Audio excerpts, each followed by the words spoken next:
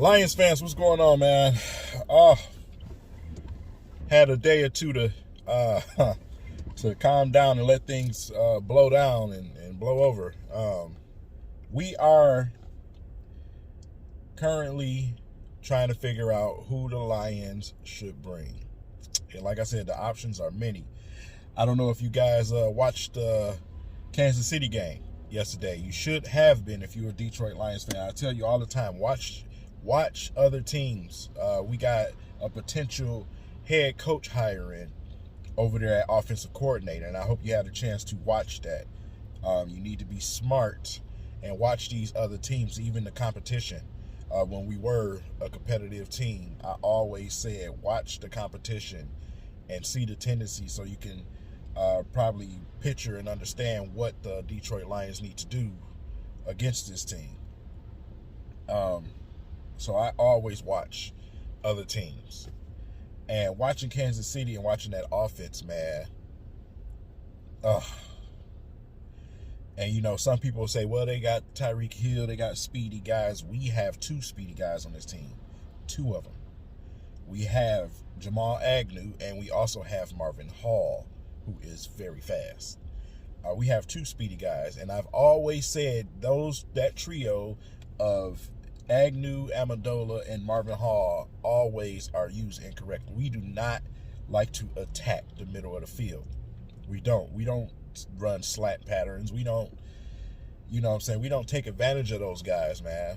We just don't, you know. So even with Swift, as you can see, we don't take advantage of him the way that we need to. And that type of offense, man, that's a dynamic offense, man, for those guys. Also, when you have those guys attacking like that, it opens everything up for the receivers. Your big-time guys, your Kenny Galladay's and Marvin Jones. I'm laughing because I'm thinking of Kenny Galladay's. Now, listen, y'all was in the live stream. Y'all was with me. Y'all heard it in my video before it happened, before the firing. I told y'all. I'm so sick of saying I told y'all. I told y'all that Kenny Galladay probably is not as hurt as you think he is. Simple as that, man. You know, the response on the tweets about the firing pretty much kind of let me know that Kenny Galladay probably was just waiting for them dudes to get fired. You know, I know he knows that the chances of them winning without him are slim.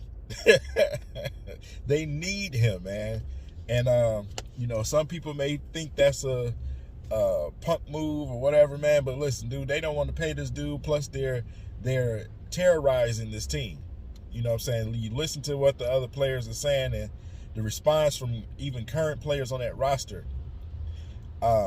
They were terrorizing. They were absolutely destroying the Detroit Lions team.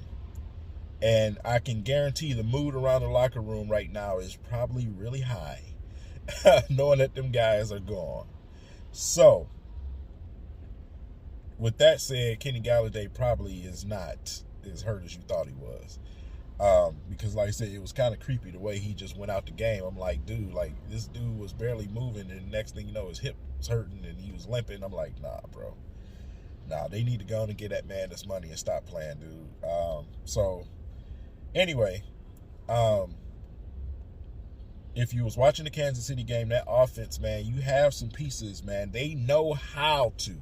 We don't have one tight end. We have two tight ends that can be dynamic in the pass game. We have two of them. And the Detroit Lions, for some reason, refuse to use them as often as they should. They refuse to design up some good plays for these guys. Every once in a while with Hawkinson, man, and then, you know, next thing you know, he'll disappear for the rest of the game. But they know how to use tight ends over there. So if Eric is an option, and if he does come to Detroit, you shouldn't have to worry about the offense. The offense should be just fine. We will finally be able to utilize the talent that we do have on our offense. One thing I can agree with what 97.1 did say earlier was what happened with the transfer from Jim Caldwell to Matt Patricia. Well, Matt Patricia them came in here, was supposed to take them to the next level. Matt Patricia, his intention, him and Bob Quinn, they tore this team down. They did.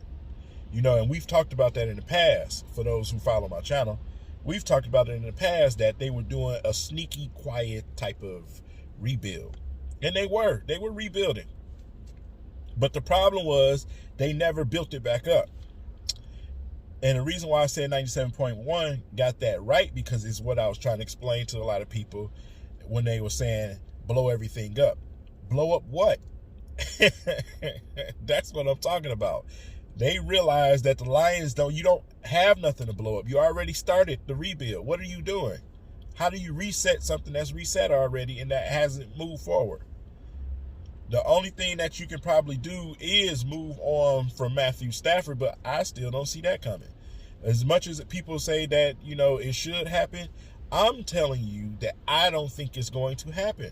If a coach come in here, especially offensive minded, and you have, let's say, Eric coming here from the Kansas City Chiefs, you got a quarterback with arm strength that throws sidearms and no look pass. Don't that sound familiar to me?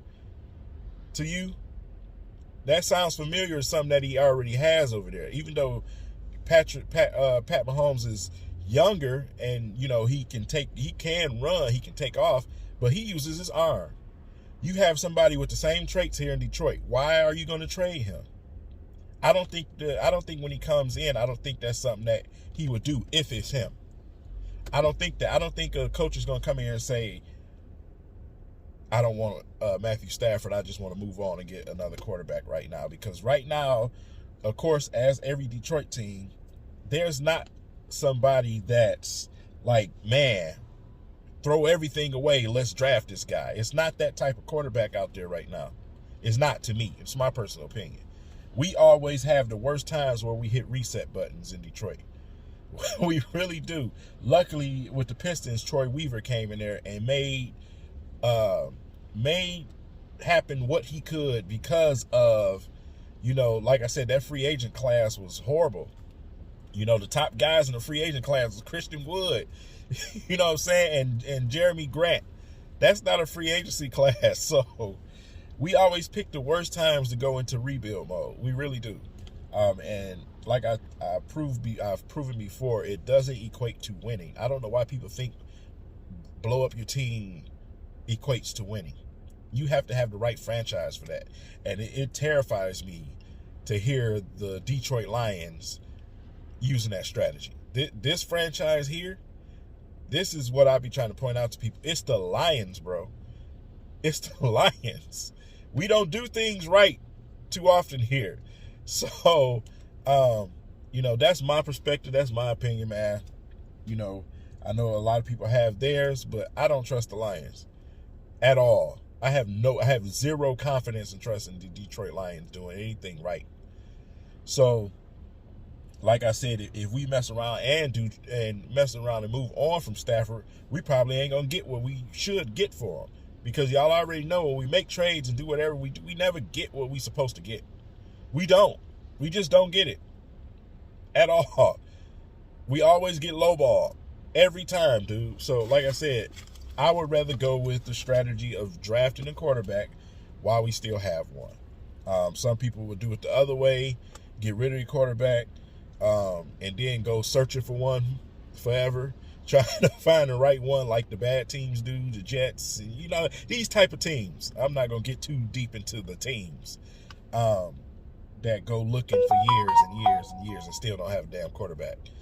You bring a young one in while you got one. I cannot stress that enough. So the Detroit Lions definitely need to make the right decision when it comes to GM and coach this time around. They have to, man. They have to, or otherwise we're going to be talking about this same situation in the next 3 to 5 years. Simple as that. It's the same thing over and over and over and over. And it's simply because you just won't get the right guys in here. You bring in, like I said, I want somebody with experience, man. I want somebody with experience. I know that, that I know what I'm going to get out of them. You know what I'm saying? That the Matt Patricia situation had, you know, caution all over it when they brought him in here. So, and like I said, it was supposed to be somebody to take him to the next level, whatever the hell that is. And they absolutely tore this team down. This team is torn down already. You have veterans here that's not going to be here. You have young players here that are going to be here and that are going to be really good. You already started to rebuild, but you can't tear down something that you don't have, man. We don't have no huge contracts to tear down. We have a quarterback, you know what I'm saying, that's paid right now, but his contract amongst other quarterbacks right now is not even top 10, I don't believe. So it's like, dude, you know, like, what are you blowing up? Really, what are you blowing up? You know, these guys, you're going to get rid of some of these guys. Some of these guys ain't going to return, but you need to build. You need to build on what you have. Simple as that. The little bit that you have, because you have nothing on defense but your young guys. You got Okuda, you got Walker, and you got Oruwariye. That's what you got on defense. Jared Davis and Jelani Survive. You don't have nothing on defense, bro. Like, what the hell are you going to rebuild? You're not tearing nothing down. No, you need to build. You need to build. If y'all can understand what I'm saying, man. I know this video been kind of long, but like I said, man, I just want to one more time. I just want to, you know, reiterate my points of view. It's not that I'm trying to keep anybody here. It's not that I'm trying to, I don't want the team to do a certain thing. I'm telling you, it just doesn't make sense to me to do. It really don't. You just need to build what you have. Build on what you have. Continue to build. They already stripped the team down for you. Continue to build. Go out and do what you're not probably going to win another game this season unless somebody come in here and really do some dramatic changing. But go in the draft, go get you a damn quarterback or somebody that's going to help pass rush, and then get a quarterback. But you have to have a quarterback in this draft. You absolutely have to have a quarterback in this draft. You need to go and get the successor. Just like Green Bay did while Aaron Rodgers is still at his peak, you need to go get the successor.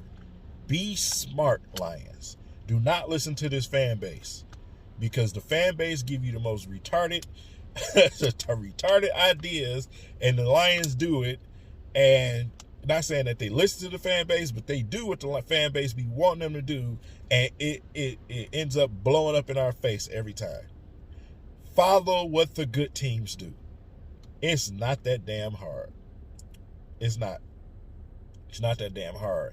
Get rid of the pieces that you need to get rid of and get some guys in here and build on what you have. Build on what you have. We're going to put you to the test as management to get the right guys in here and build on what you have. Don't take the little cheap scapegoat route and say, oh, I'm going to blow everything up. No, bring some talent in here. Let's see what you really got as management. That's what I want to see. I'm the guy that challenges management. That's what I do. I challenge you to go and get some people in here. Simple as that. So, boy, it's going to be something different. This next month, this month of December is going to be an absolute blast, man. So for you Detroit Lions and Pistons fans, man, let's enjoy. Training camp for the Pistons is on the brink. And also the season is right around the corner. So we're going to have the Lions doing what they do, but also the Pistons at the same time. So this is going to be fun. I'm going to try to enjoy it. Look at my water bottle. Squoze my water bottle. Anyway, I'm about to get back to work. I'll see y'all in a minute.